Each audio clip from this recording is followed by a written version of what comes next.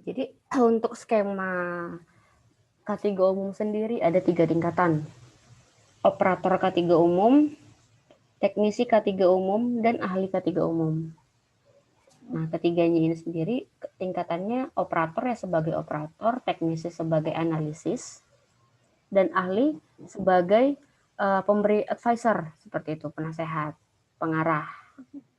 Nah, untuk kualifikasi pendidikannya sendiri, operator dan teknisi itu bisa dengan pendidikan terakhir SMA, tapi untuk teknisi minimal sudah ada pengalaman 3 tahun sebagai praktisi K3. Nah, dan untuk ahli K3 umum sendiri, minimal pendidikannya adalah D3 dengan pengalaman 2 tahun minimal sebagai praktisi K3. Seperti itu.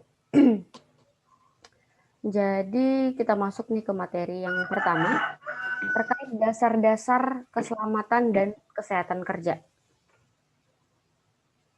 Nah, outline-nya yang pertama kita belajar terkait apa pengertian dari K3 itu sendiri. Jadi K3 atau keselamatan dan kesehatan kerja itu terdiri dari 2 kata sifat seperti itu, keselamatan kerja dan kesehatan kerja. Jadi keselamatan itu isunya adalah untuk menjamin agar semua pekerja atau semua orang yang berada di tempat kerja bebas dari yang namanya kecelakaan kerja. Menjamin semua pekerja selamat bebas dari kecelakaan kerja. Sedangkan isu kesehatan kerja adalah menjamin semua pekerja ataupun orang yang berada di tempat kerja terjamin kesehatannya, bebas dari yang namanya penyakit akibat kerja. Kemudian apa itu penyakit akibat kerja? Penyakit akibat kerja adalah kelainan atau sakit penyakit yang diderita oleh pekerja akibat terpapar faktor bahaya di tempat kerjanya dalam kurun waktu yang lama. Seperti itu. Kemudian ada lagi sebutannya penyakit akibat hubungan kerja. Nah, penyakit akibat hubungan kerja ini adalah penyakit yang sudah diderita sebelumnya oleh pekerja tetapi semakin diperparah akibat terpapar faktor bahaya di tempat kerja. Misalnya, seorang pekerja yang terdahulu sudah didiagnosa, sudah didapati bahwa memiliki penyakit turunan asma. Kemudian bekerja di tempat penyimpanan B3 yang banyak debunya. Nah, ada kemungkinan asmanya ini semakin parah. Seperti itu. Jadi, K3 adalah segala upaya yang dapat dilakukan untuk menjamin keselamatan dan kesehatan pekerjanya. Menjamin agar pekerja dan orang lain yang berada di tempat kerja terbebas dari yang namanya kecelakaan kerja dan juga penyakit akibat kerja. Kira-kira di copy Mas Hafid?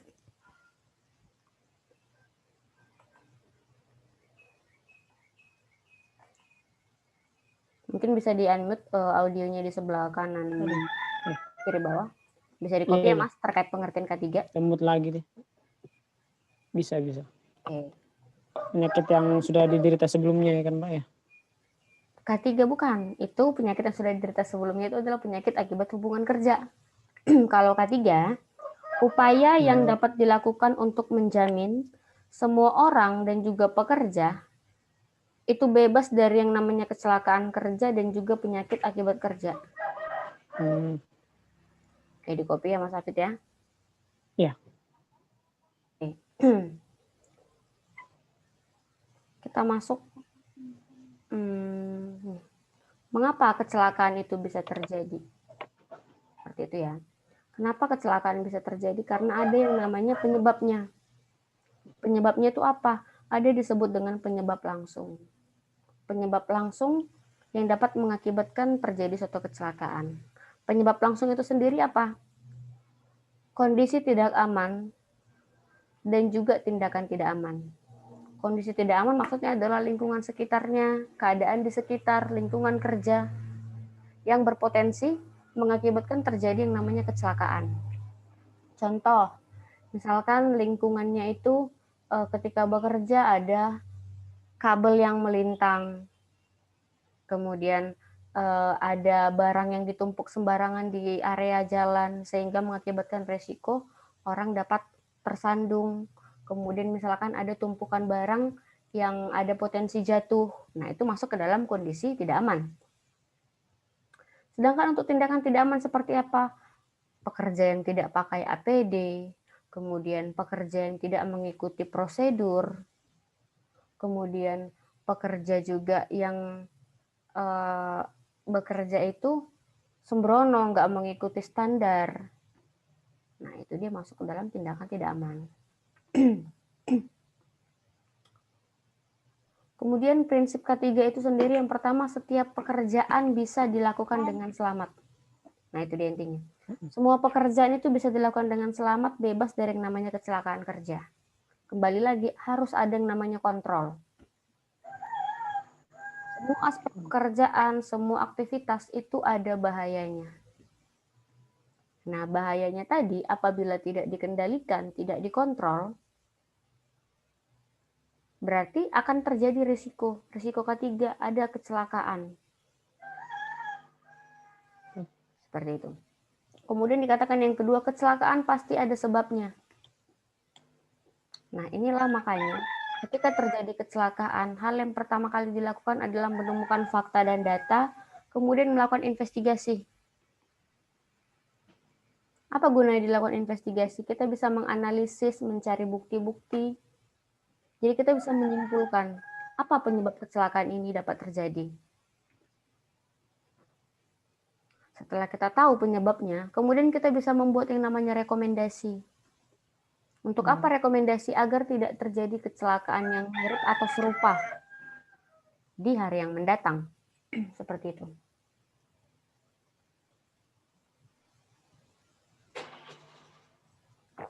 Kemudian, penyebab kecelakaan harus dicegah atau ditiadakan. Ini tadi setelah kita lakukan investigasi, dianalisis, ditemukan rekomendasinya untuk dapat mencegah atau meminimalisir agar tidak terjadi kecelakaan yang serupa di kemudian hari.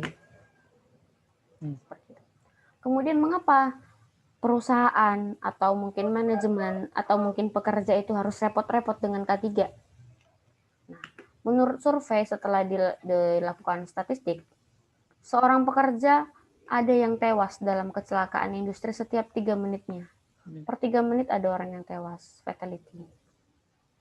Kemudian ada lebih dari 250 juta kecelakaan kerja setiap tahun.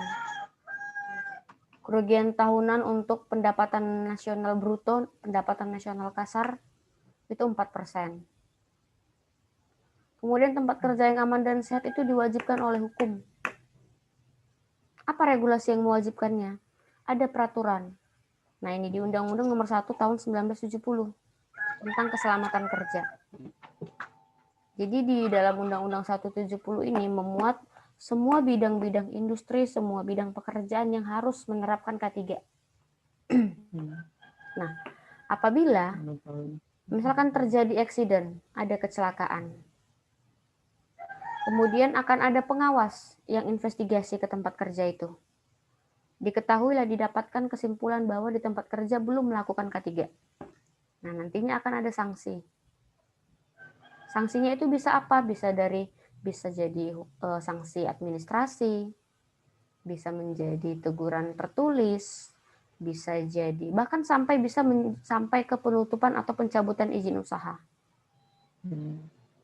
Atau kadang bahkan secara regulasi sendiri hukumannya itu adalah denda kurungan paling lama 3 bulan atau denda 100.000, tapi itu di tahun 1970. Nah, di tahun-tahun sekarang ini untuk denda 100.000 dan 3 bulan ini harus perlu disidangkan kembali di Mahkamah Konstitusi. Mahkamah Konstitusi, dari situ nanti akan diadakan pengadilan seperti apa hukuman ataupun denda yang harus diterima oleh manajemen perusahaan itu. Bisa jadi bahkan dikali dengan 1.000 jadinya 100 juta, atau dikali dengan 1 juta jadinya 100 miliar. Nah, itu kembali lagi ada. Itu untuk sekarang tuh, Mbak ya? Ada peraturan sendiri gitu. Jadi bukan lagi dengan yang 100.000 itu. Nah, karena 100.000 dibandingkan dengan ekonomi sekarang itu sudah sangat sedikit gitu kan. Jadinya kebijakannya adalah ketika memang ditemukan ada kelalaian, ada pelanggaran dari manajemen, maka nantinya akan naik ke pengadilan. Seperti itu.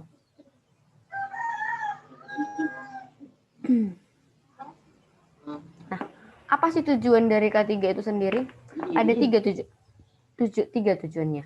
Yang pertama, melindungi para pekerja dan orang lain di tempat kerja. Jadi ada dua kategori ya, Mas Hafid ya. Para pekerja. Nah, ditunjukkan dengan apa para pekerja? Biasanya ada ID card-nya. ID card karyawan. Kemudian orang lain yang berada di tempat kerja. Orang lain yang berada di tempat kerja ini bukan orang-orang yang misalkan sembunyi-sembunyi masuk ke dalam, bukan. Tetapi orang yang sudah mendapatkan izin. Dibuktikan dengan apa? Biasanya ada bed visitor. Nah, ada bed pengunjung, atau mungkin biasanya dalam bentuk anak magang yang sedang bekerja di tempat kerja kita, atau anak PKL, atau mungkin ada kunjungan dari pengawas, atau mungkin ada kunjungan dari pemerintahan. Itu skupnya adalah orang lain yang bukan pekerja. Orang lain yang bukan pekerja pun ketika memasuki tempat kerja kita, nah itu harus kita pastikan dilindungi keselamatan dan kesehatannya. Dengan cara apa? Itulah makanya, kalau misalkan orang tempat kerja kita yang bukan pekerja diberikan safety induction. Safety induction itu apa? Itu hampir sama dengan safety meeting, safety briefing gitu. Jadi kita memberikan penjelasan, memberikan pengarahan apa potensi bahaya yang ada di tempat kerja kita. Misalkan tempat kerjanya itu di bagian distribusi tenaga listrik. Dijelaskan bahayanya apa? Listrik. Kemudian resikonya apa? Kebakaran. Atau mungkin resikonya adalah kesetrum dan lain sebagainya. Kemudian diberitahu, dijelaskan seperti apa pengendalian yang memang sudah diwajibkan, sudah distandarkan dari tempat kerja itu. Misalkan tidak boleh ke area-area tertentu. Kemudian diberikan pendamping atau pengawas. Kemudian diberitahukan apa saja APD wajib yang harus digunakan selama berada di tempat kerja. Harus pakai helm safety misalkan, harus pakai sepatu safety, kemudian harus pakai sarung tangan, harus pakai wear pack dan lain sebagainya. Itu dikembalikan lagi kebijakan apa saja APD wajib yang dipersyaratkan selama di tempat kerja. Jadi harus dipaparkan. Kemudian dipaparkan juga misalkan terjadi keadaan darurat. Jalur exit daruratnya seperti apa, di mana dan kemana, di mana master point-nya, di mana pintu daruratnya, di mana tangga daruratnya, dijelaskan. Itulah dia di safety induction. Seperti itu. Kemudian yang kedua, menjamin agar setiap sumber produksi dapat dipakai secara aman dan efisien. Kita menjamin keselamatan sumber produksinya. Nah, sumber produksi ini sendiri apa? Peralatan yang digunakan di tempat kerja. Misalkan tadi di bidang kelistrikan, sumber produksinya apa? Genset, generator, trafo, fan, boiler, mungkin ada tangki timbun. Nah, itu dia untuk sumber produksi. Jadi harus dijamin keselamatannya dengan apa? Dilakukan pemeliharaan, dilakukan inspeksi. Kemudian yang melakukan pemeliharaan dan inspeksi pun bukan orang yang sembarangan. Orang yang kompeten, orang yang memang sudah ahli di bidangnya. Ditunjukkan dengan apa? Pengalaman bekerjanya. Kemudian ada sertifikat ataupun lisensinya sebagai inspektor dan pengawas. Seperti itu. Kemudian yang ketiga adalah menjamin proses produksi berjalan lancar. Ketika orangnya bekerja sehat, bekerja selamat, barang produksinya, sumber produksinya juga selamat, aman, nah pekerja akan dapat bekerja dengan baik.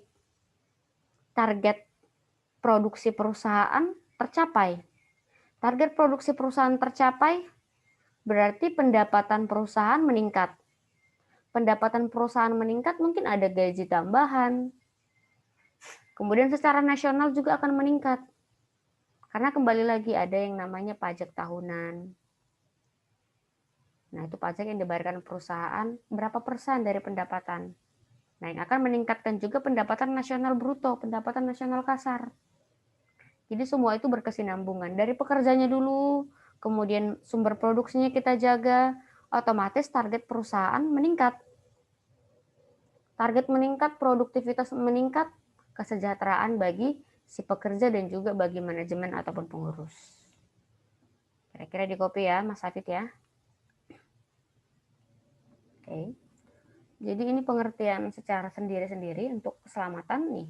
Keselamatan adalah mengendalikan kerugian dari kecelakaan yang tadi sudah saya sampaikan, atau kemampuan untuk mengidentifikasi dan menghilangkan risiko yang tidak bisa diterima. Jadi nanti ada yang namanya manajemen risiko. Di manajemen risiko ini kita melakukan identifikasi bahaya, kemudian kita menilai risiko. Kita lihat profilnya. Jadi dari profil risiko ini kita bisa simpulkan apakah aktivitas A, misalkan aktivitas A ini risikonya kecil, sedang, besar, atau sangat besar. Nah itu, kalau misalkan kecil berarti itu masih dapat dilakukan dengan go ahead saat itu juga dikarenakan sudah ada penjadwalan atau pemeliharaan terjadwal.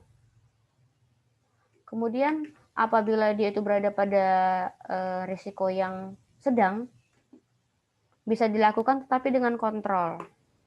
Kemudian apabila tinggi, bisa dilakukan tetapi kapan akan diberikan perbaikan atau kapan akan ditangani.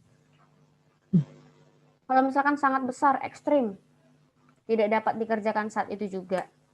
Harus diberikan treatment, diberikan kontrol dulu, setelah turun risikonya baru kita lanjutkan pekerjaan tersebut. Jadi itu nanti untuk manajemen risiko. Kemudian kesehatan. Kesehatan sendiri adalah derajat atau tingkat sehat, baik itu fisik dan mental dari pekerja. Secara fisik sehat, tidak ada sakit saat itu, tidak ada mungkin radang atau mungkin kram, tidak ada fatigue. Sedangkan dari kesehatan mentalnya seperti apa? Tidak ada tekanan saat bekerja, tidak ada emosi saat bekerja. Begitu. Jadi kita menjamin agar kesehatan fisik dan mental si pekerja sebelum bekerja itu sudah dalam kondisi yang baik, yang sehat. Seperti itu. Kemudian dikatakan aman. Aman atau safe adalah suatu di mana munculnya sumber bahaya telah dapat dikendalikan.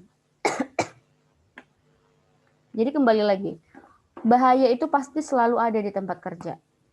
Untuk kegiatan apapun, misalkan tadi di bidang kelistrikan, di dalam kabinet misalkan, di dalam kabinet atau di dalam CCR misalkan, di dalam ruangan CCR. Buatlah bahayanya adalah listrik itu sendiri. Bahayanya adalah listrik. Kemudian resikonya apa? Orang dapat kesetrum. Atau paling fatal dapat mengakibatkan yang namanya kebakaran. Kendalinya seperti apa? Di ruangan kabinet itu tadi, di ruangan sudah memang dipersiapkan dengan peralatan, misalnya buat mat anti listrik, kemudian menggunakan sepatu yang sudah mendapatkan pengujian teknis dapat menahan tegangan sekian. Direkomendasikan memang apa yang paling sesuai.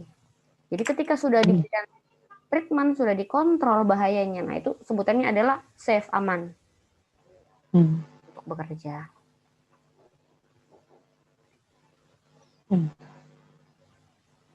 Kemudian ini terkait lambang K3, mungkin Mas Hafid pernah melihat gambar ini? Nah, ini merupakan logo ataupun simbol lambang K3. Nah, ini bakalan ada nanti ditanyakan. Lambang K3 ini sendiri ada maknanya. Nah, untuk arti tanda cross, ini cross. Ini artinya adalah tempat kerja itu bebas dari yang namanya kecelakaan kerja dan juga penyakit akibat kerja. bebas dari kecelakaan kerja dan penyakit akibat kerja. Kemudian makna dari roda gigi ini.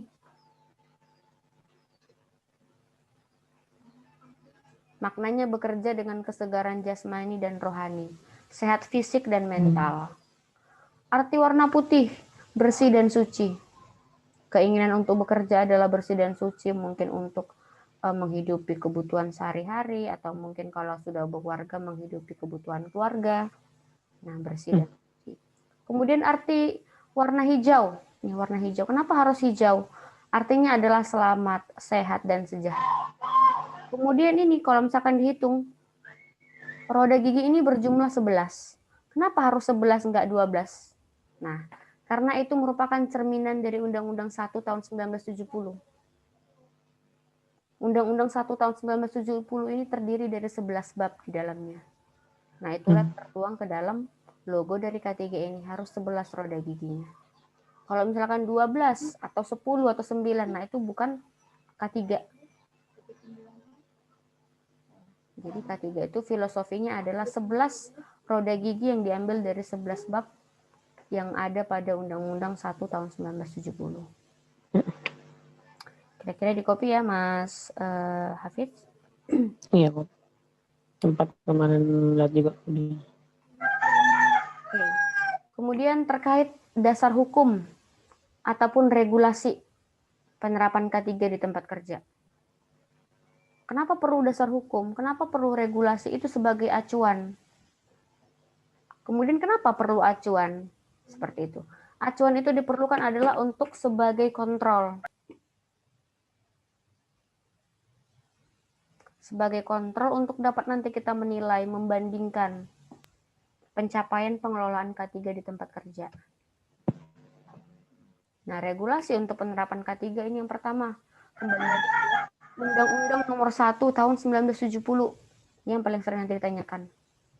Undang-Undang Nomor 1 Tahun 1970 tentang keselamatan kerja. Gimana Mas?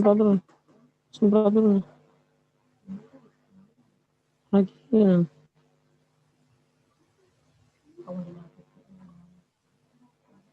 Undang-Undang Nomor 1 Tahun 1970 tentang keselamatan kerja.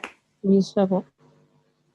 Nah, Undang-Undang 1 Tahun 1970 ini ada 3 muatannya. Dikatakan tempat kerja. Tempat kerja itu adalah di mana ada orang bekerja, kemudian ada proses produksi, dan ada bahaya di dalamnya. Jadi ketika misalkan ada nih orang, kemudian ada bahaya, tapi tidak ada kegiatan produksi, nah itu bukan tempat kerja. Atau ketika misalkan ada orang, kemudian ada barang produksinya, ada alat produksi, ada kegiatan produksi, tapi tidak ada bahaya, nah itu juga bukan tempat kerja. Jadi tempat kerja itu adalah di mana ada orang yang bekerja, kemudian ada proses produksi dan ada bahaya di dalamnya. Nah, terkait bahaya itulah yang nanti isinya akan mengacu ke Undang-Undang 170 ini. Upaya yang harus dilakukan untuk menjamin agar orang ataupun pekerja yang saat itu berada di tempat kerja terjamin kesehatannya dan juga keselamatannya, seperti itu. Kemudian ada Permen Nomor 5 Tahun 1996 tentang Sistem Manajemen K3. Nah, yang sekarang ini yang terbarunya ada PP, Peraturan Pemerintah Nomor 50 Tahun 2012 tentang penerapan Sistem Manajemen K3, atau singkatannya adalah SMK3. Jadi sesuai dengan regulasi di PP 50 2012, dikatakan setiap perusahaan yang pertama, kriteria yang pertama, apabila memiliki tenaga kerja lebih dari 100 orang, itu wajib menerapkan sistem manajemen K3. Atau, misalkan tempat kerjanya ini memiliki potensi resiko bahaya yang tinggi, itu juga wajib menerapkan SMK3. Nah, kemudian dari mana kita dapat melihat tempat kerja yang resikonya tinggi? Kembali lagi melihatnya di Undang-Undang 170 ini. Ada di bab 2 terkait ruang lingkup. Jadi katanya dikatakan di situ, di mana tempat kerja yang ada peledakan, ada potensi kebakaran, ada potensi kecelakaan, keadaan darurat lain, kemudian ada potensi kebakaran akibat kelistrikan karena ada listrik yang dibagi-bagikan, kemudian tempat kerja yang ada proses penggalian, penambangan, kegiatan bongkar muat kapal, dan lain sebagainya yang ada di ruang lingkup bab 2, itu wajib menerapkan K3. Seperti itu. Wajib menerapkan K3.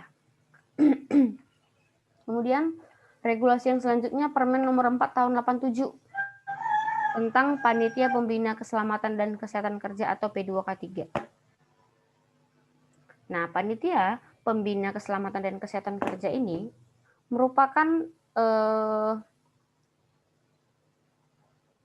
organisasi K3 di tempat kerja yang hubungannya adalah nanti melakukan 2 tugas. Membuat rekomendasi untuk pengelolaan pengembangan K3 di tempat kerjanya, kemudian membuat laporan. Membuat laporan apa?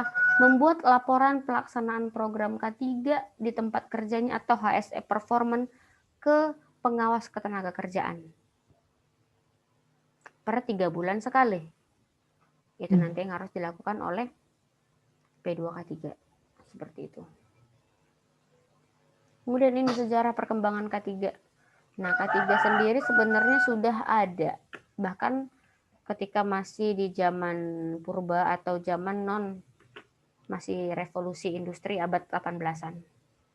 Dengan cara apa? Saat dulu itu sudah ada penggunaan helm, tapi helmnya apa? Helm yang terbuat dari besi baja yang berat. Nah, zaman sekarang tidak ada lagi yang pakai besi baja, sudah ada yang namanya perkembangan IPTEK, ilmu pengetahuan dan teknologi. Dari yang bahannya plastik tetapi sudah melewati yang namanya uji teknis. Dapat menahan beban atau dapat menahan kejatuhan benda dengan sekian Newton. Nah, dibuktikan dengan apa? Barang ataupun produk itu tadi sudah ada standarnya. Nah, itu dia SNI Standar Nasional Indonesia yang memang pakai standar Indonesia atau mungkin standar dari luar. SI Standar Internasional. Seperti itu. Kemudian ada terkait kecelakaan kerja disebutlah itu dengan nama insiden. Nah, kejadiannya itu dikategorikan antara accident dan juga near miss. Accident kalau sudah ada kecelakaan, sudah ada kerugiannya, sedangkan near miss ini tidak ada kerugian, hampir sebutannya, hampir celaka. Tapi sedikit lagi apabila kurangnya kontrol misalkan dapat jadi kecelakaan atau accident. Mengakibatkan apa? Kerugian dari orangnya. Orangnya mungkin luka-luka, atau mungkin orangnya itu akan mendapatkan penanganan medis, atau bahkan mendapatkan sampai cacat sementara misalkan. Kemudian kerugian apa lagi? Mungkin dari kerugian harta benda. Ada kerusakan alat, kerusakan sumber produksi. Nah, seperti itu. Bahkan ada yang sampai kerusakan lingkungan hidup. Misalkan contohnya untuk keadaan darurat kebakaran hutan misalkan, yang disebabkan karena bocornya tangki fuel perusahaan misalkan. Nah, kerugian lingkungannya itu pasti ada, besar bahkan. Nah, itu dia untuk insiden. Kemudian terkait faktor penyebab kecelakaan kerja. Nah, faktor penyebab kecelakaan kerja itu dari tenaga kerjanya, dari alat kerjanya, dan juga dari bahan kerjanya. Misalkan alat itu apa? Alat-alat beratnya mungkin masuk, kemudian alat-alat produksi. Sedangkan bahan yang dimaksud dengan bahan apa? Apakah tempat kerjanya misalkan ada penggunaan material-material B3, penggunaan bahan-bahan kimia. Misalkan untuk dikelistrikan penggunaan kabel atau wire, penggunaan trafo kecil, penggunaan misalkan komponen-komponen elektronika. Ya, itu semua dapat menjadi faktor kecelakaan. Seperti itu. Kemudian ini berbicara terkait penyebab kecelakaan kerja, kita dapat melihat dari teori efek domino. Nah, teori efek domino ini dicetuskan atau dikemukakan oleh Bapak H.W. Hendrich. Nah, dikatakan penyebab kecelakaan kerja itu ada penyebab langsung. Ini sebenarnya agak ada sedikit kesalahannya Mas Hafid ya. Ini penyebab dasar dan ini kurangnya kontrol. Penyebab langsung itu ada tindakan tidak aman dan kondisi tidak aman. Kemudian penyebab dasar itu ada faktor pekerjaan dan juga faktor pribadi atau personal. Sedangkan lemahnya kontrol itu karena kurangnya prosedur, kurangnya sarana, kurangnya kepatuhan atau pengawasan. Kemudian kenapa bisa terjadi kecelakaan kerja? Karena ada kontak dengan bahaya.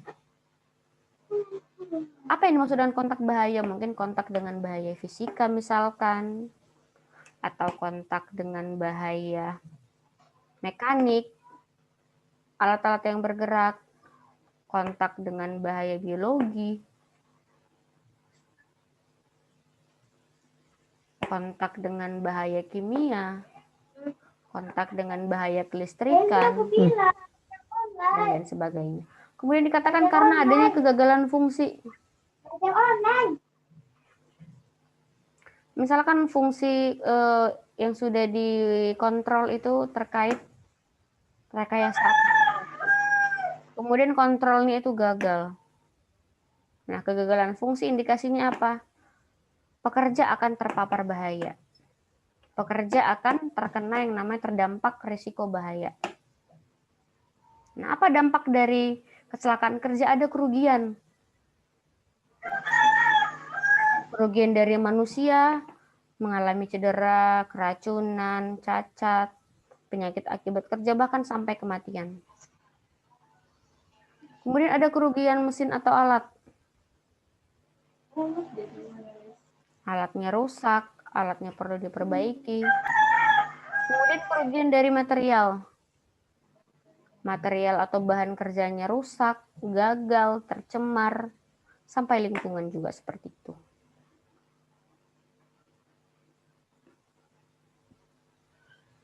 Kemudian terkait itu direkomendasikanlah upaya-upaya yang dapat dilakukan untuk mencegah yang namanya kecelakaan kerja. Apa upaya yang dapat dilakukan? Yang pertama adalah kita mengidentifikasi dan pengendalian bahaya. Melakukan yang namanya manajemen risiko. Manajemen risiko ini sendiri seperti apa? Kita memantau kondisi tidak aman dan tindakan tidak aman selama bekerja. Kemudian terkait pembinaan dan pengawasan. Diberikan diklat, diberikan konseling dan konsultasi. Kemudian ada pengembangan sumber daya. Ada didatangkan yang namanya trainer-trainer atau mungkin motivator dari luar. Seperti itu. Kemudian dari sistem manajemennya sendiri, menetapkan yang namanya sistem manajemen K3 yang terintegrasi dengan sistem manajemen perusahaan itu sendiri. Caranya seperti apa? Ada prosedur dan aturan. Dibuat SOP sebanyak-banyaknya. Kemudian disediakan sarana dan prasarana yang mencukupi, yang mumpuni, yang memadai. Kemudian apalagi ada yang namanya penghargaan dan sanksi. Penghargaan untuk pekerja yang memang taat K3, kemudian diberikan sanksi atau teguran untuk pekerja yang melakukan pelanggaran, untuk pekerja yang tidak taat APD, untuk pekerja yang tidak sesuai dengan prosedur. Seperti itu. Kemudian terkait bahaya K3, apa yang dimaksud dengan bahaya? Nah, bahaya itu adalah semua sumber ataupun potensi yang dapat mengakibatkan kerugian, dapat menimbulkan kerugian apabila tidak dikontrol.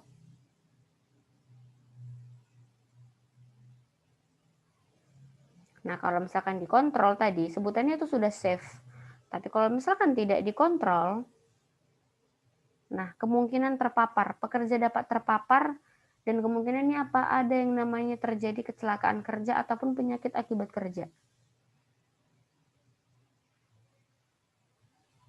Seperti itu.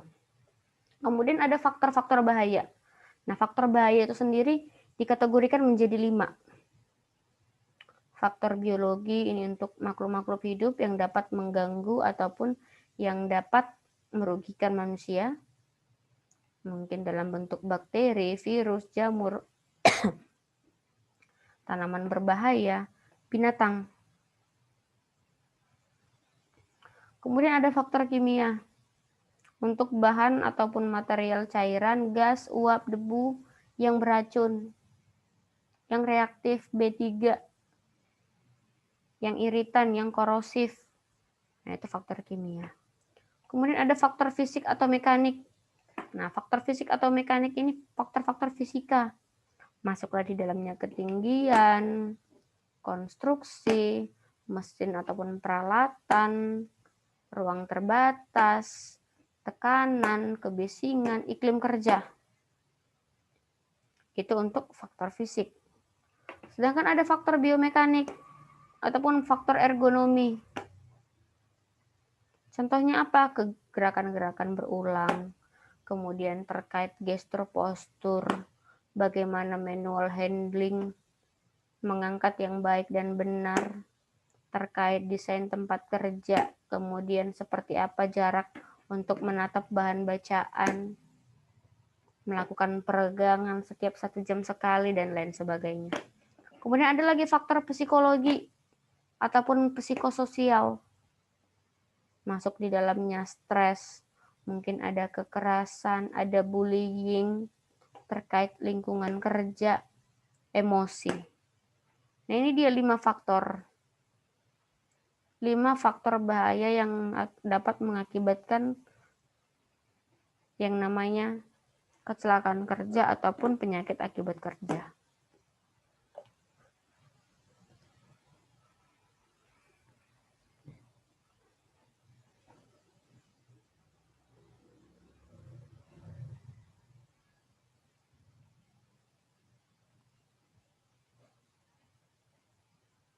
Oke.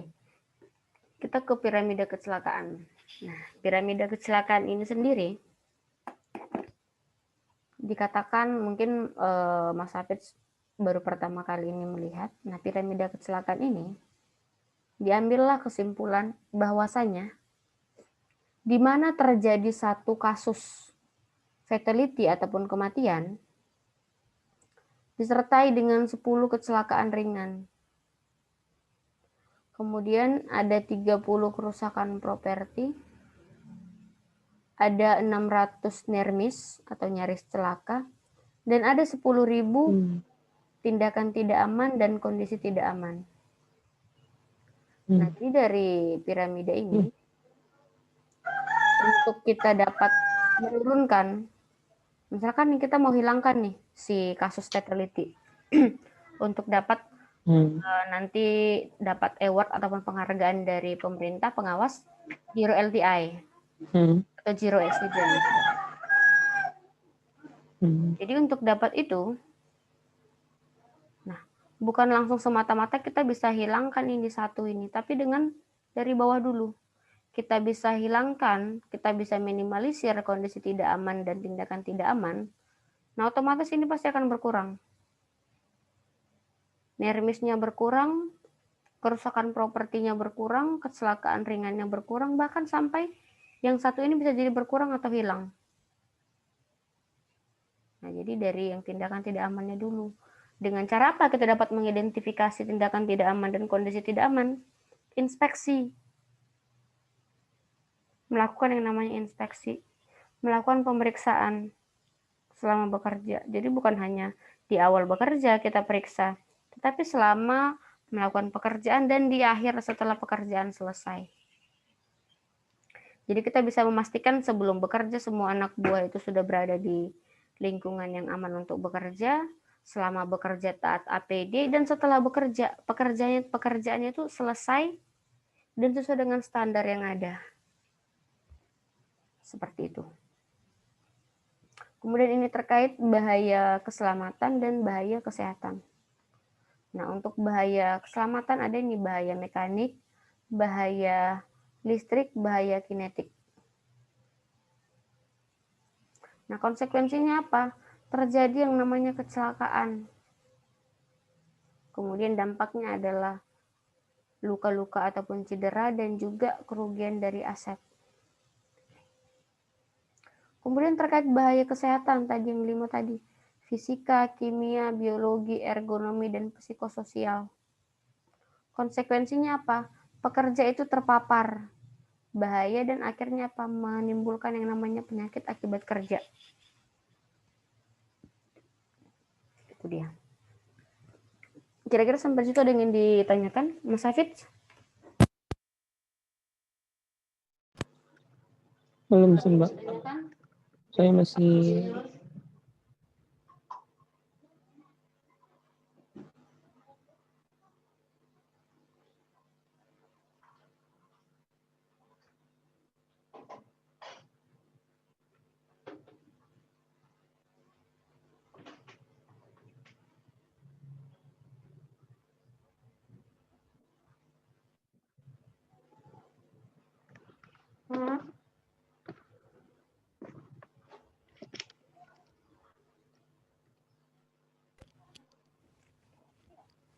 Lanjut. ya lanjut. Kemudian ini terkait teori gunung es. Nah, teori gunung es ini adalah teori untuk dapat kita melihat dampak kerugian dari kecelakaan kerja. Teori gunung es ini yaitu yang terlihat nih, yang dirugikan sesaat kejadian itu biaya langsungnya hanya 1 juta misalkan. Tetapi sekalinya ada dampak lain, biaya tidak langsung, kerugian yang tidak terlihat seketika itu. Bahkan sampai 50-55 juta seperti itu. Apa biaya-biaya tidak langsungnya? Kerusakan bangunan. Harus ada biaya untuk renovasi misalkan, perbaikan bangunan. Kemudian kerusakan alat dan mesin. Perbaikan alat dan mesin. Kerusakan produk, mungkin terganggu atau terhentinya produksi. Biaya administrasi, bahkan sampai biaya untuk legal, biaya hukum dan lain sebagainya. Jadi biaya langsung akibat kecelakaan kerja itu bahkan sangat sedikit daripada biaya tidak langsungnya, biaya perbaikan. Jadi untuk itu makanya diharapkan tidak terjadi yang namanya kecelakaan kerja. Jadi diupayakan seminimal mungkin untuk mengontrol bahaya agar tidak timbul yang namanya kerugian. Kemudian terkait objek pengawasan K3. Apa saja objek pengawasan K3? Seperti itu. Yang pertama bangunan tempat kerjanya.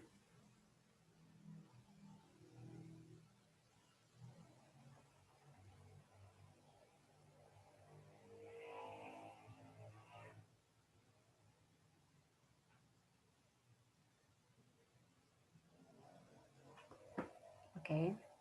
Bangunan tempat kita kerja, konstruksinya, masuk juga ke dalamnya adalah terkait escape way atau jalur darurat. Seperti itu. Kemudian terkait mesin ataupun peralatan pesawat, instalasi, perkakas kerjanya, bahan kerja apakah B3, bahan-bahan yang bersifat korosif, material, kemudian lingkungan kerjanya, sifat kerja, cara kerja, proses produksi, lembaga ataupun organisasi K3, dan tenaga kerjanya.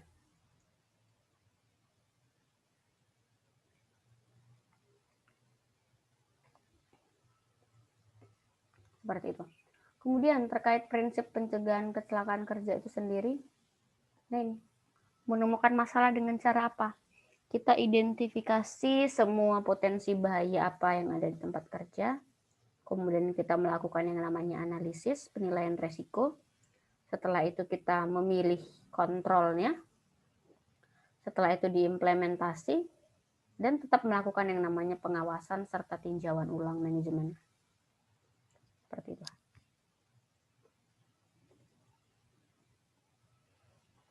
Untuk ini Mas Hafid sudah pernah tahu belum?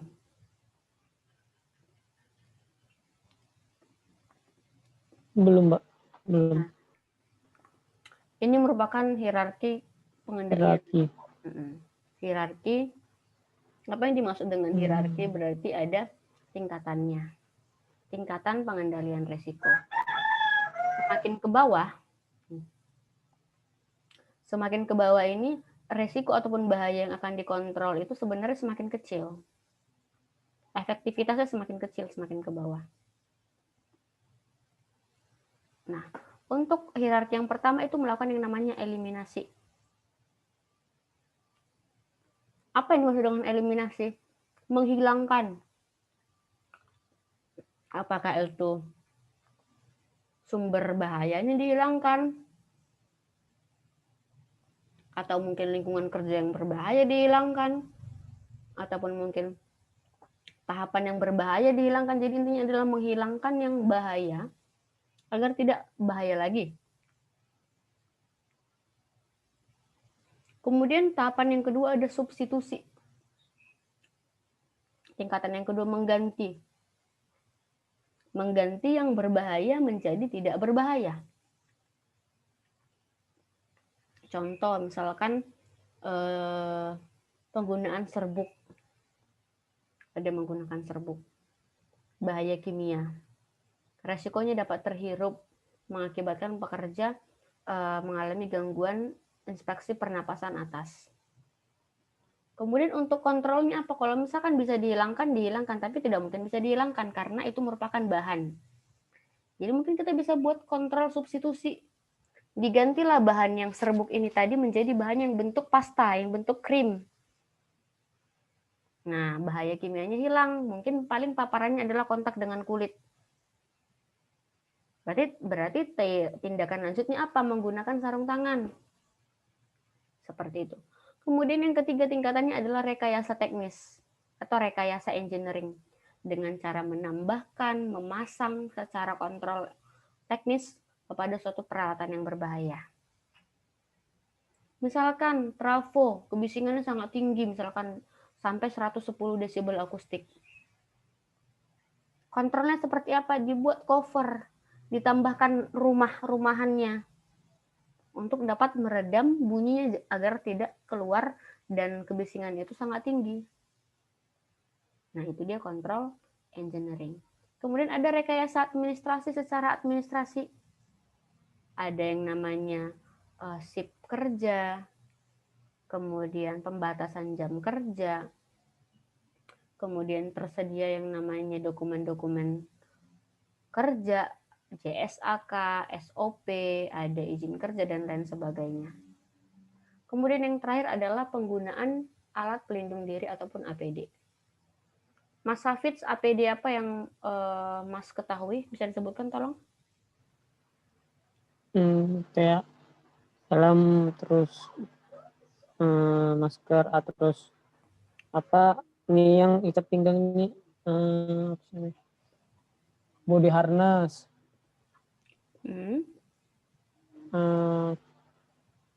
katel pak, apa lagi ya?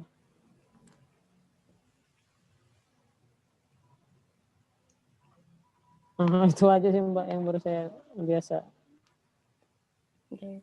Dari atas Biasa dulu Mas gunakan. ada helm safety, kemudian turun itu ada pelindung mata dan wajah, kemudian ada pelindung pendengaran. Oh iya. Pelindung pendengar itu contohnya apa? Earmuff ataupun earplug. Nah, yang seperti headphone itu. Kemudian ada lagi pelindung pernapasan dan perlengkapan. Nah, tadi itu masker kah atau mungkin penggunaan SCBA untuk ruang terbatas dan untuk ruang-ruang yang memiliki gas beracun. Kemudian turun ke bawah lagi penggunaan sarung tangan dan sarung tangan safety. Kemudian turun ke bawah lagi penggunaan sepatu safety. Nah, untuk tadi body harness, juga coverall, apron, itu masuk ke dalam APD penunjang. Bukan APD dasar. Seperti itu. Karena untuk kegiatan-kegiatan pekerjaan yang khusus, bukan yang dilakukan sehari-hari. Ini penjelasannya.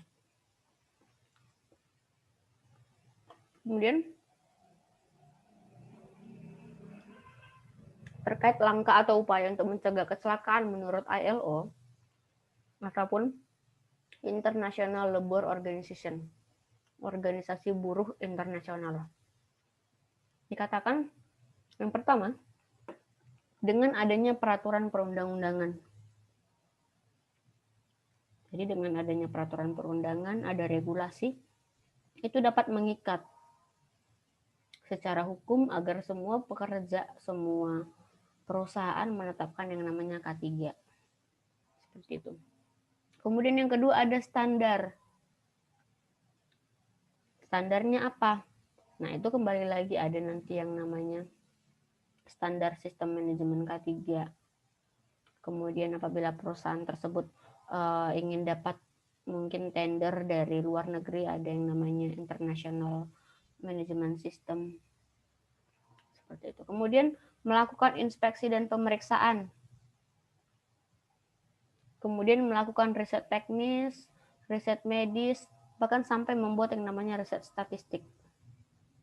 Melakukan diklat, melakukan yang namanya tindakan persuasi atau promotif, buat penyuluhan, buat kampanye, buat mungkin sejenis kayak ada mempersiapkan poster-poster logo K3, mungkin nanti ada membuat yang namanya Dies Natalis, jadi buat lomba-lomba K3, seperti itu.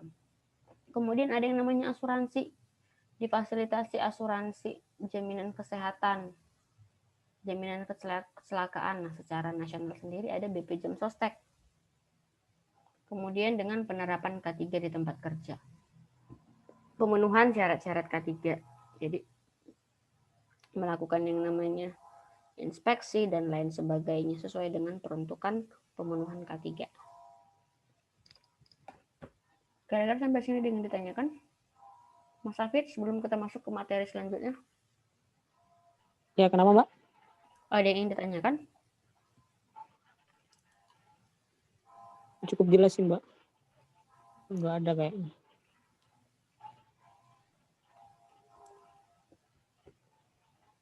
Saya sebelumnya pernah tak baca ini yang kemarin Mbak kirim.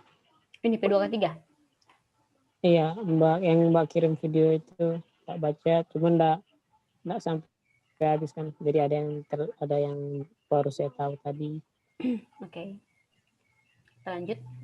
P2K3 tadi. Nah, P2K3 ini merupakan badan bipartit, satu organisasi komite K3 yang jadi penghubung antara perusahaan dengan dinas, pengawas dinas ketenagakerjaan. Nah, kembali lagi, kenapa bukan pengawas yang langsung mengawasi sendiri? Nah, ini terkait kuantitasnya. Jumlah pengawas sangat jauh lebih sedikit daripada jumlah perusahaan yang mau diawasi. Nah, kita contoh saja di Kalimantan Timur, pengawas norma K3-nya, pengawas K3-nya itu hanya 6 orang kalau tidak salah. Tidak sampai 10. Nah, sedangkan yang mau diawasi itu ada ratusan bahkan ribuan industri di tempat yang ada di Kalimantan ini, Kalimantan Timur. Provinsi Kalimantan Timur. Jadi secara kuantitas saja udah kalah sebenarnya pengawas, seperti itu. Jadi seperti apa menyiasatinya? Itulah nanti P2K3. Yang mana sekretarisnya itu adalah orang yang sudah mendapatkan diklat, punya yang namanya SKP sebagai ahli K3 umum. Nah, sekretarisnya inilah nanti yang akan melaporkan semua aktivitas K3 di tempat kerjanya secara rutin, 3 bulan sekali. Apa yang dilaporkan? Apakah ada terjadi yang namanya accident? Kemudian apakah dilakukan yang namanya program K3? Apakah itu diklat, dilakukan inspeksi kah, audit, dan lain-lain. Nah, jadi nanti ketika dibentuk yang namanya P2K3, ini yang bertugas memberikan rekomendasi untuk kemajuan peningkatan K3 perusahaan dan memberikan laporan ke Dinas Ketenagakerjaan.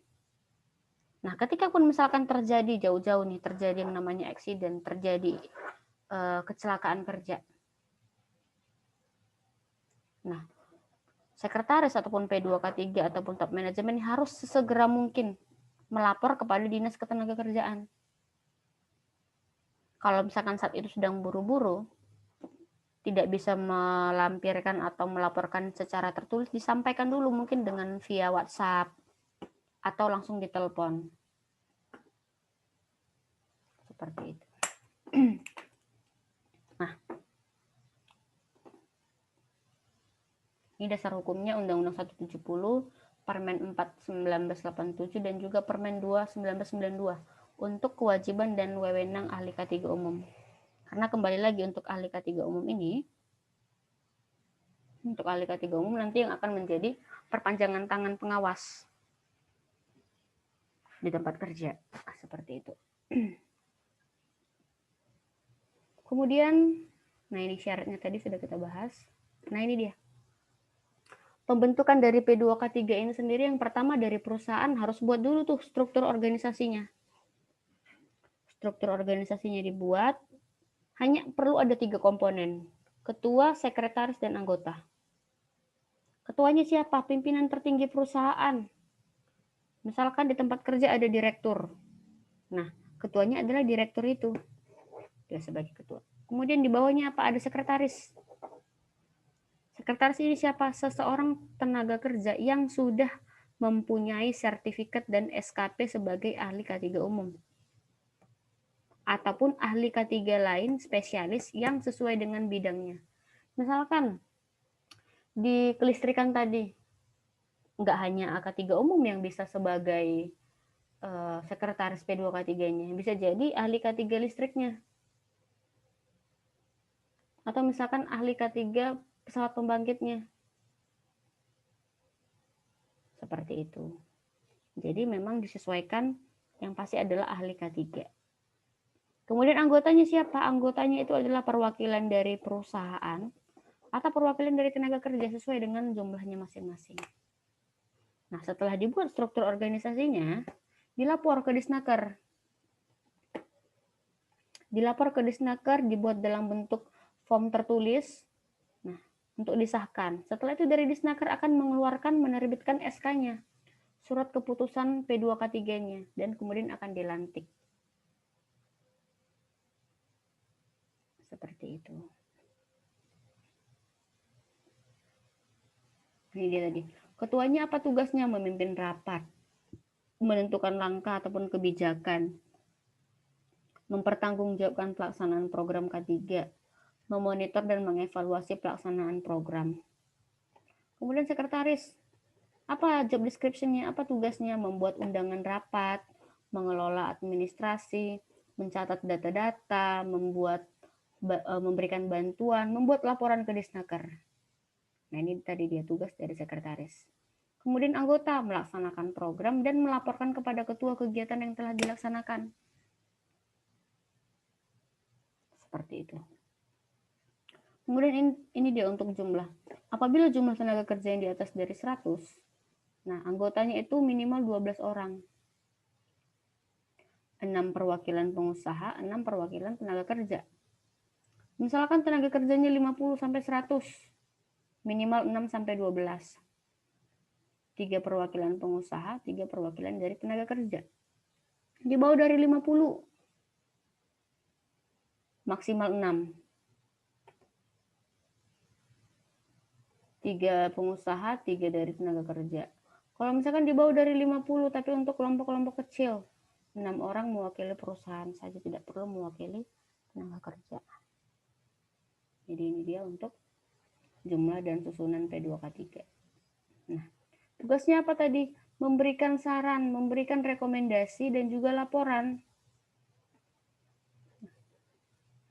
Rekomendasi K3 ke perusahaan dan laporan ke Disnaker setempat.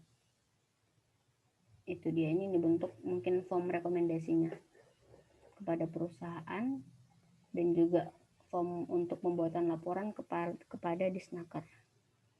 Kira-kira sampai di situ untuk materi P2K3 yang didiskusikan, Mas Hafid? Enggak, semua lanjut aja sih. Cuman ini apa ini, Mbak? Ini kolom maksud pembuatan laporan nanti. Laporan untuk P2K3. Jadi lanjut ya, Mas. Lanjut. Ini di skip aja. Kita ke komunikasi K3. Ada pertemuan K3. Melakukan yang namanya pertemuan K3.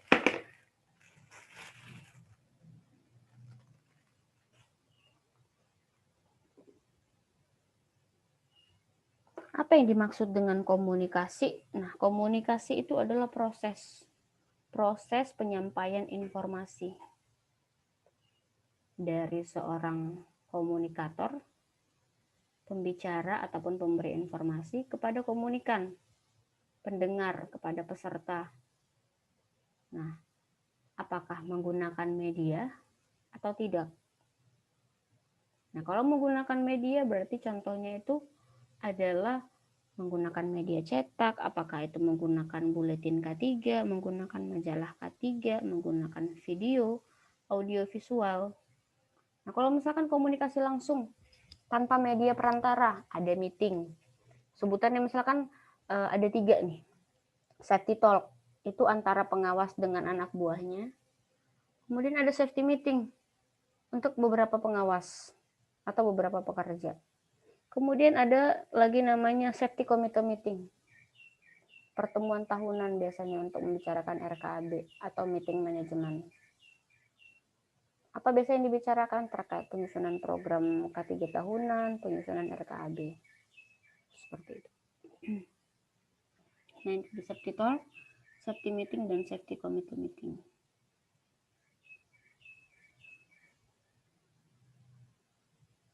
Nah, dikatakan pekerja itu akan mengingat 10% yang dibaca, 20% yang didengar, 30% yang dilihat, bahkan sampai 90% yang dikatakan dan dilakukan tentang suatu hal. Jadi komunikasi sendiri tidak akan punya makna yang terlalu berarti ketika komunikasi itu hanya satu arah. Jadi perlu interaksi, perlu ada hubungan antara si pemberi informasi dengan si penerima informasi. Dalam bentuk apa? Diberikan sesi diskusi atau tanya jawab. Jadi akan menstimulasikan si peserta rapat, peserta meeting, akan distimulasikan untuk menyampaikan argumennya, menyampaikan pendapatnya. Seperti itu. Nah, metode diskusi sendiri ada 4. Ceramah diskusi, diskusi tanya jawab, pro kontra, atau diskusi kelompok kecil. Nah, untuk diskusi ceramah diskusi, nah ini contohnya di awal itu si pemberi materi akan ceramah, menjelaskan materi. Kemudian di akhir sesi ada sesi diskusi. Kemudian untuk diskusi tanya jawab memang dibuka dengan satu diskusi, kemudian langsung dengan tanya jawab antara si peserta dengan peserta yang lain. Jadi jadi pengawas atau pemimpin rapat itu hanya sebagai moderator, memimpin jalannya diskusi dan tanya jawab. Tidak ada pemaparan materi seperti itu. Kemudian ada metode selanjutnya pro dan kontra. Jadi ini peserta rapat nantinya akan dibagi hanya ke dalam 2 kelompok. Kelompok yang pro dan kelompok yang kontra. Jadi kedua kelompok ini nantinya akan melakukan debat. Seperti itu. Kemudian ada metode diskusi yang terakhir, diskusi kelompok kecil. Jadi semua peserta akan dibagi menjadi beberapa kelompok, misalkan 3 atau 4 kelompok. Nah, masing-masing kelompok ini diberikan materi atau diberikan kasus yang beda-beda. Kemudian nanti didiskusikan di kelompoknya dan akan menunjuk perwakilan kelompok untuk menjabarkan hasil dari diskusi. Kemudian diakhiri dengan ada yang namanya tanya jawab. Seperti itu. Nah, jadi intinya untuk komunikasi K3 ini sendiri, ya dari persiapan dulu, harus mempersiapkan misalkan terkait apa materi yang akan disampaikan. Kemudian siapa yang akan menjadi pesertanya, ditentukan materinya, ditentukan kapan akan dilaksanakan, ditentukan siapa pemateri ataupun pemimpin rapatnya, disimpulkan tujuan pengadaan rapatnya apa, sampai yang terakhir adalah membuat rundown ataupun timetable-nya. Gitu, ketika pelaksanaan ya mengikuti disesuaikan dengan rundown ataupun timetable yang telah dibuat. Seperti itu kira-kira. Kira-kira sampai situ dengan ada yang ingin ditanyakan? Enggak sih Mbak, jelas sih kalau ini tadi. Oke, kita lanjut. Mungkin kita bisa break sekitar 11.20, kita lanjut lagi ya Mas. Iya. 11.20 kita lanjut lagi. Iya Mbak. 11.20.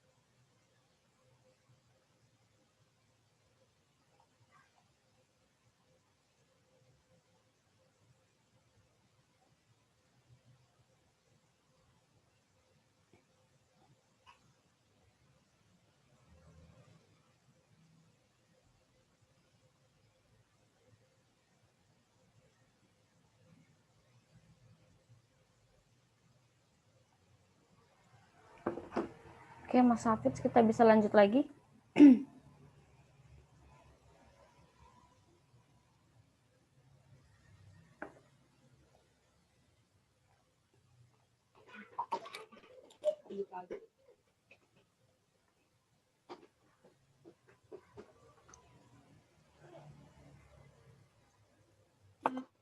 Oke, kita lanjut untuk materi manajemen risiko. Iya. Manajemen. Menurut Mas Hafiz, apa yang dimaksud dengan manajemen? Cuman sistemnya kali Mbak ya. Sistemnya. Ya, sistemnya. Jadi manajemen itu sebenarnya upaya yang dapat dilakukan untuk mengelola, mengolah, ataupun mengatur. Ingat aja manajer, mengatur, mengolah, dan mengelola, mengontrol, memimpin, seperti itu. Sumber-sumber daya yang ada, baik itu sumber daya manusianya kah, atau sumber daya alamnya, agar dapat digunakan secara efektif dan efisien untuk mencapai tujuan tertentu. Seperti itu. Jadi, risiko. Nah, risiko apa yang maksud dengan risiko? Risiko ini adalah dampak ataupun akibat dari bahaya tadi yang tidak dikendalikan. Nah, tadi kan ada bahaya tuh. Bahaya itu adalah potensi yang menghasilkan kerugian. Nah, sedangkan risiko itu adalah akibat ataupun dampak dari bahaya tadi yang tidak terkendali. Nah, jadi antara bahaya dan risiko ini sebenarnya seperti dua sisi mata uang. Satu sebagai sebabnya, satu akibatnya. Bahaya itu adalah sebabnya, risiko tadi adalah akibatnya. Kira-kira di copy ya Mas Hafid ya. Nah, jadi manajemen risiko upaya untuk mengontrol, mengendalikan risiko. Seperti itu. Jadi, tujuannya memberikan informasi berkaitan dengan kegiatan yang ada dalam manajemen risiko sesuai dengan tahapan-tahapannya. Oke, kita skip aja ini. Nah, tahapan yang pertama untuk manajemen risiko adalah identifikasi bahaya. Apa yang dimaksud dengan identifikasi bahaya? Kita menginventarisasi, menginventori, mengenal semua potensi bahaya yang ada di lingkungan kerja kita. Kita list 1, 2, 3 bahaya. Misalkan untuk kegiatan pengangkatan, apa saja bahaya-bahayanya? Misalkan dari peralatannya, kemudian dari lingkungannya, kemudian dari si pekerjanya, seperti itu. Kita buat semua list, kita list semua kemungkinan bahaya untuk semua aktivitas pekerjaan. Seperti itu. Kemudian setelah identifikasi bahaya, apa yang dilakukan? Analisa risiko. Menganalisa risiko ini seperti apa? Kita melihat perbandingan. Perbandingan menggunakan matriks risiko. Perbandingan tingkat kemungkinan terjadi dan tingkat keparahan. Misalkan untuk aktivitas pengangkatan tadi, aktivitas pengangkatan apa kira-kira kemungkinan terjadi kecelakaannya? Misalkan pekerja tertimpa peralatan. Kemungkinannya itu sering terjadi. Kemungkinan setelah dia itu mungkin terjadi, tingkat keparahan seperti apa? Biasanya tingkat keparahan itu paling minim itu mendapatkan perawatan 1-3 minggu. Jadi kita buat analisa. Dia itu mungkin terjadi dan tingkat keparahannya itu sekelas major. Nah, itu berada di level apa profilnya? Kita buat contohnya dia berada di tingkat high, yang high risk. Jadi, seperti itu. Kemudian selanjutnya setelah analisa apa? Evaluasi. Nah, tadi kita evaluasi dia berada di tingkat high. Nah, untuk berada di tingkat high ini sendiri sebenarnya sudah sangat tinggi, cukup tinggi. Ketika berada di level high, Yang harus kita lakukan adalah bisa melakukan pekerjaan, tapi sudah menjadwalkan kapan akan diperbaiki, kapan akan dikontrol. Nah, kembali lagi bekerja sesuai dengan hierarki kontrol tadi. Begitu ketika misalkan dia berada di posisi ekstrim, nggak boleh langsung pekerjaan itu dilakukan sesaat itu juga. Harus dikontrol dulu, misalkan harus diinspeksi dulu sebelum mulai bekerja. Seperti itu baru bisa dilanjutkan pekerjaannya. Kemudian, oke, setelah itu, ini dia diagram alirnya. Persiapan dulu, identifikasi bahaya, analisa risiko, evaluasi, terus rekomendasikan pengendalian. Selanjutnya apa? Komunikasi, konsultasi, dan juga monitoring review. Apapun yang dilakukan itu semua harus dikonsultasi, harus dikomunikasikan, harus disosialisasikan. Setelah itu perlu dikontrol, diawasi. Mengapa perlu diawasi? Kita untuk dapat melihat pencapaiannya. Apakah sudah sesuai dengan SOP yang ada atau belum? Nah, tadi persiapan apa? Ruang lingkupnya apa yang akan kita risk management, kemudian siapa personel yang terlibat, kemudian kita persiapkan SOP-nya, kemudian kita persiapkan semua prosedur-prosedur pelaporannya seperti apa, dan harus dibuat dokumentasinya. Setelah persiapan, identifikasi bahaya. Nah, identifikasi bahaya ini sendiri bisa menggunakan banyak metode. Ada namanya metode pasif, semi proaktif, dan proaktif. Untuk pasif ini, kita dapat mengenal suatu bahaya hanya ketika terjadi kecelakaan. Jadi ini berdasarkan data-data kecelakaan. Untuk semi proaktif, ini dari data kecelakaan diri sendiri dan orang lain. Nah, sedangkan proaktif, nah kita yang lebih aktif nih. Seperti halnya adalah kita yang kejar bola dulu. Sebelum terjadi kecelakaan, kita sudah harus cepat-cepat untuk mengidentifikasi apa saja kemungkinan potensi bahaya. Nah, yang paling efektif itu adalah menggunakan metode ini. Nah, metode proaktif itu seperti apa? Menggunakan task analisis, menggunakan what if analisis, menggunakan HJOBS, menggunakan form FMEA, menggunakan JSA, menggunakan analisa pohon. Yang paling sering sih pakai ini, JSA. Kenapa pakai JSA? Karena JSA ini form tertulis yang digunakan untuk mengidentifikasi potensi bahaya untuk setiap langkah-langkah pekerjaan. Jadi setiap langkah-langkah itu diidentifikasi potensi bahayanya, kemudian direkomendasikanlah kontrol yang sesuai untuk setiap bahaya-bahaya tersebut. Makanya sering pakai yang form JSA. Ini penjelasannya nanti dibaca sendiri aja.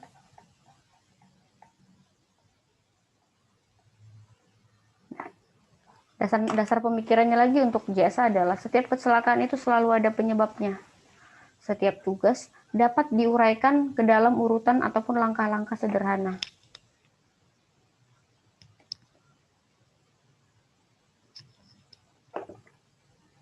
Kemudian, setiap tahap pekerjaan tadi itu dapat dikenali dan dapat diidentifikasi potensi bahayanya apa saja.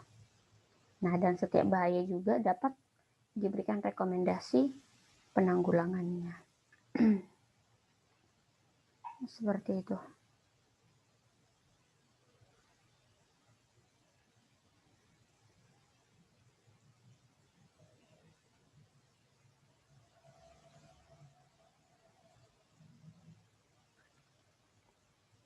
Oke, kemudian siapa yang bertanggung jawab membuat JSA? Itu adalah pengawas.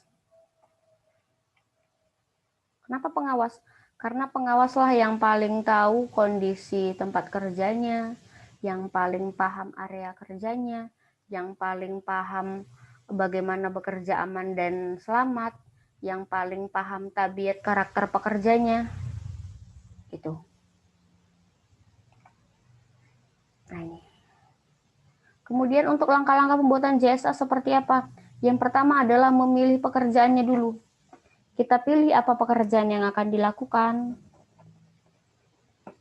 Nah, setelah dipilih apa? Diuraikan tahapan-tahapan pekerjaan itu. Buatlah misalkan dengan 4 sampai 5 tahapan. Nah, kemudian apa? Identifikasi bahaya. Misalkan tahapan 1, persiapan, mempersiapkan alat dan bahan. Nah, bahaya yang mungkin terjadi ketika persiapan itu apa? Kita identifikasi 1, 2, misalkan ada 2 bahayanya. Kemudian dari bahaya-bahaya ini tadi, kita rekomendasikan pengendaliannya seperti apa. Dah, lanjut di tahapan kedua. Persiapan, misalkan mengeluarkan alat berat dari lowboy. Mengeluarkan alat berat dari lowboy. Bahayanya apa? 1, 2, dijelaskan. Seperti itu. Begitu sampai tahapan terakhir. Dan membuat yang namanya pengendalian.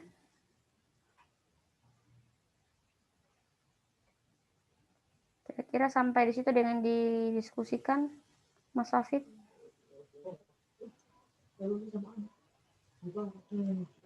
Enggak sih Mbak.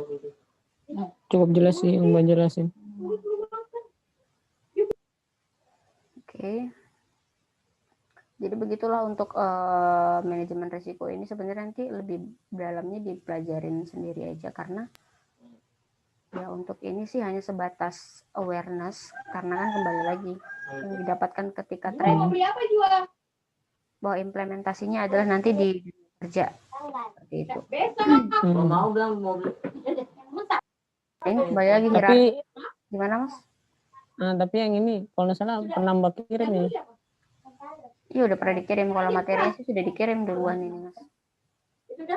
Iya. Cuman belum sempat saya baca semua kan karena banyak kan. Jadi baru satu-satu itu belum full. Jadi ini agak-agak ada full yang Mbak jelasin ini agak jadi paham juga. Oke, jadi hari ini sampai di sini pertemuan kita. Kita besok masuk ke materi APD. APD sih untuk jenis-jenisnya saja. Kemudian materi inspeksi, audit, dan juga K3 lingkungan. Nah, jadi sebenarnya untuk ikut ujinya hari Jumat, Mas Hafid nanti saya kirim untuk kisi-kisinya apa-apa saja yang harus dipelajari. Jadi nanti mungkin bisa dicatat aja, dijawab sendiri. Seperti itu. Jadi kan lebih banyak belajar juga, buka-buka materinya lagi. Seperti itu. Nanti saya sharing untuk kisi-kisi dan juga soal-soal yang nanti bisa dijawab saja pribadi-pribadi.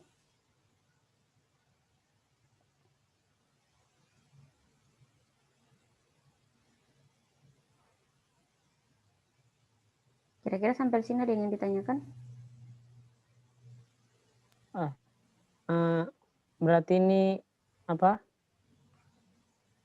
Yang penting Zoom-nya ini harus sampai itu ya, sampai hari Kamisnya ya Mbak ya. Harus tetap absen gitu, maksudnya ini Zoom-nya gini.